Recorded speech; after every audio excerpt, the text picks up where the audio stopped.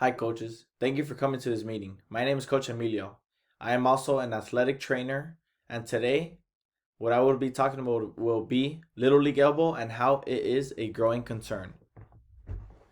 Between 2011 and 2016, the overall risk of the Little League elbow injury has jumped 15%. Factors include increased youth engagement in sports, playing on multiple teams, elevated competition, and earlier training. 5 to 14-year-olds are the ages where the players are most injured by the Little League elbow. Because of injuries going up, Little League Baseball has made more rules when it comes to the amount of pitches thrown per game. Causes of the Little League elbow. Overhead athletes, throwing athletes seen during cocking acceleration phases of pitching. Overuse can be classified into 4 stages. Pain in the affected area after physical activity, pain during activity without restricting performance, pain during the activity that restricts performance, chronic unremitting pain even at rest. Factors that contribute to overuse: pitching mechanics, pitching volume, pitching type, pitching duration, pitching when fatigued, and physical conditioning all contribute into overuse. Some sign and symptoms. Some symptoms will be medial sided elbow pain, decreased throwing speed and decreased throwing distance, point tenderness, effusion. Athlete will complain that they have arm pain and problems, swelling around the joint, locked and stiff elbow, and you might even see some of your athletes massaging his or her arm because they have pain. And lastly, restricted motion will also be another factor, another symptom. Injury prevention and tape techniques. Proper throwing mechanics, adherence to pitch count should be emphasized at a young age.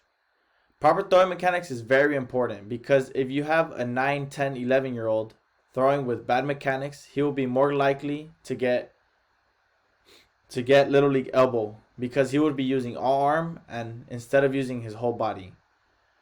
Another one, make sure that the players are warming up correctly. Dynamic warm-ups help, stretching helps, all that helps because if they are cold and they are throwing at full 100%, they would get hurt. Make sure they are following a correct pitch count for their certain age. As you can see, I listed above a chart that shows their age and how much pitches they should be throwing and how much rest days they should get for throwing those amount of pitches. Another thing is lay off fancy pitches until they have fully mastered how to throw the fastball.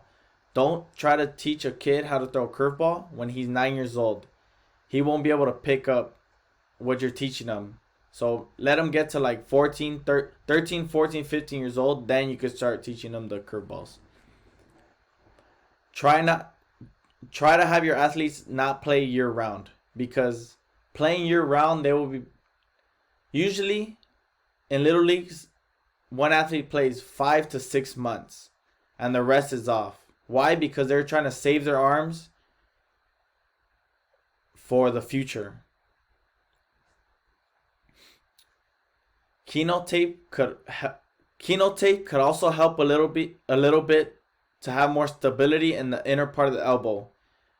But you don't want to rely solely on Keno tape because there could still be overuse if the athlete keeps throwing and throwing and throwing. What to do if you see an injury on the field.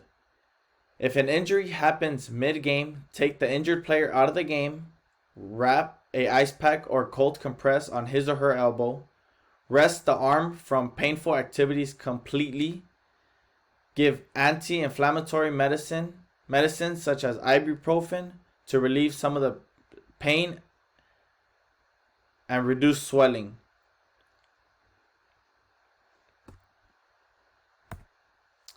Here's my works cited.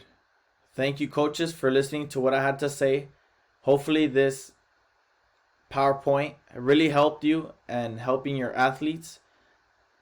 have a prolonged career and excel later in their baseball careers. Thank you.